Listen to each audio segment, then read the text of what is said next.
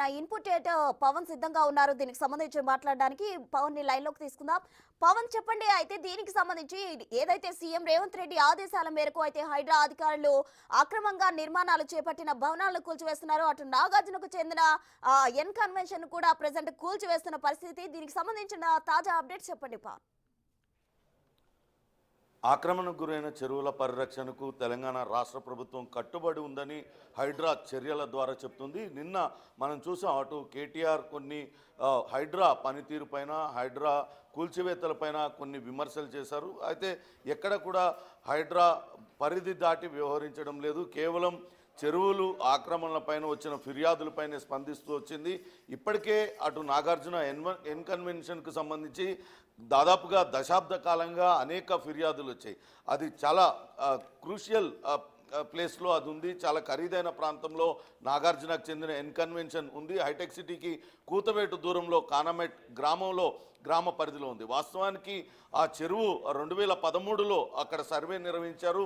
Survey నిర్వహించిన సమయంలో చెరువు విస్తీర్ణం 24 కుంటలుగా ఉంది. 29 ఎకరాల 24 కుంటల చెరువు ఉండేది.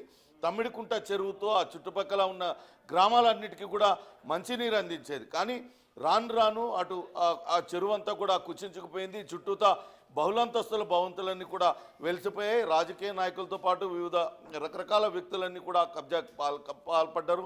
అందులో నాగార్జున కూడా దాదాపుగా 3 ఎకరాల 30 కుంటలు ఆక్రమించారంటూ మొదటి నుంచి కూడా ఎన్ కన్వెన్షన్ నిర్మిస్తున్న మొదటి రోజు నుంచి కూడా అక్కడ స్థానిక నాయకులు అనేక మంది ఫిర్యాదులు చేస్తూ వచ్చారు. ఒకసారి ఎన్ కన్వెన్షన్ కనుక మనం గమనించినట్లయితే ఎన్ కన్వెన్షన్ మధ్యలోనే చెరువు ఉండడానికి కూడా మనం గమనించవచ్చు. దాన్ని ఒక చిన్న పాండ్ లాగా ఎన్ కన్వెన్షన్లో భాగంగానే దాన్ని చూస్తూ వచ్చారు. అంతలా కబ్జాకి పాల్పడ్డారు. అది పూర్తిగా చెరువు భూమిలోనే నిర్మించారని గతంలో కూడా అనేక రకాలుగా కంప్లైంట్లు వచ్చినా ఎవరూ పట్టించుకున్న పాపలేదు.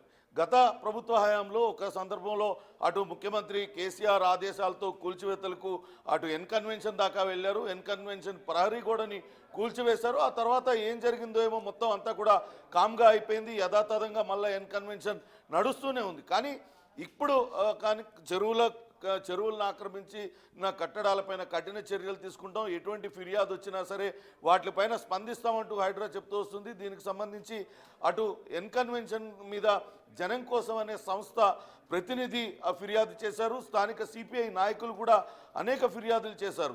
దాదాపుగా 3 ఎకరాల 30 కుంటలను ఆక్రమించి దానిలో ఎన్ కన్వెన్షన్ నిర్మించారు. చెరువు పూర్తిగా 100కు 100% ఆక్రమణకు గురైందంటూ వచ్చిన ఫిర్యాదుల్లో భాగంగానే గత కొద్ది రోజుల క్రితమే ఫిర్యాదు హైడ్రాకు అందింది. పూర్తి స్థాయిలో పరిశీలించిన తర్వాత వాళ్ళు ఇచ్చిన ఫిర్యాదులో నిజముందని తెలిసిన తర్వాతనే ఈరోజు తెల్లవారుజాము నుంచి ఈ కూల్చివేతలన్నీ కూడా కొనసాగుతున్నాయి. ప్రస్తుతం భారీ బందోబస్తు మధ్య దాదాపుగా 500 మందికి పైగా సిబ్బంది అక్కడ కాపలాగా ఉన్నారు. ఆ కూల్చివేతలన్నీ కూడా కొనసాగుతున్నాయి. ఎన్ కన్వెన్షన్ లోపల ఉన్న కన్వెన్షన్ హాల్స్ ఇతర కట్టడాలన్నింటినీ కూడా కూల్చివేస్తున్నారు అధికారులు. ఎవరైనా సరే చెరువులను ఆక్రమించి ఆక్రమణలు చేసి అక్కడ కట్టడాలను కట్టినట్లయితే ఖచ్చితంగా ఎవరైనా ఫిర్యాదు చేస్తే అందులో నిజం ఉంటే ఖచ్చితంగా కఠిన చర్యలు తీసుకుంటామంటూ హైడ్రా చెప్తూ వస్తుంది. ఇప్పుడు ఎన్ కన్వెన్షన్ కూల్చివేతతో చాలా స్పష్టమైన మెసేజ్ ఇచ్చినట్లుగా అయింది. నిన్నే అటు రెవెన్యూ శాఖ మంత్రి పొంగులేటి శ్రీనివాసరెడ్డి కూడా చెప్తూ వచ్చారు, ఖచ్చితంగా తనది కానీ ఎవరిదైనా సరే బఫర్ జోన్లో కానీ చెరువులు ఆక్రమించి కానీ నిర్మించినట్లయితే హైడ్రా తన పని తాను చేసుకెళ్ళొచ్చంటూ ఆయన చెప్పిన నేపథ్యంలో ఇప్పుడు నాగార్జున లాంటి సెలబ్రిటీ గత ప్రభుత్వ హయాంలో కూడా కూల్చడానికి ప్రయత్నించి వెనక్కి తగ్గిన అధికారులు ఎటువంటి చర్యలు తీసుకోలేకపోయారు. కానీ ఇప్పుడు మాత్రం హైడ్రా అధికారులు ఈ తెల్లవారుజాము నుంచే కూల్చివేతలన్నీ కూడా చేస్తున్నారు. మొత్తంగా కూల్చివేశారు. గతంలో ఆ సర్వే నిర్వహించిన సమయంలో తమ్మిడికుంట చెరువుకు అటు లేక్ ఐడిని కూడా కేటాయించారు.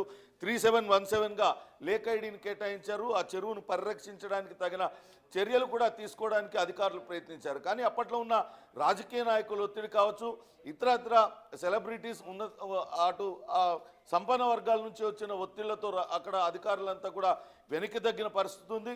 కానీ ఇప్పుడు హైడ్రా అధికారులు మాత్రం పూర్తిగా డిమాలిషన్ చేసిన పరిస్థితి.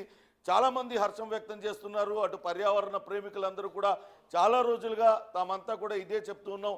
హైదరాబాద్ ఆ నగరంలో లోపల నగర శివార్లలో ఉన్న అనేక చెరువులన్నీ కూడా కబ్జాకు గురైపోయినాయి, కాంక్రీట్ జంగిల్గా మారిపోయింది, కాలుష్య కారకాలుగా మారిపోయినాయి. చాలా మిగిలి ఉన్న చిన్న చిన్న చెరువులు కూడా కాలుష్య కాసారాలుగా మారిపోయినాయి. కాబట్టి వాటిని పరిరక్షించాలంటూ వాళ్ళు పదే పదే ఆందోళన చేస్తున్నారు.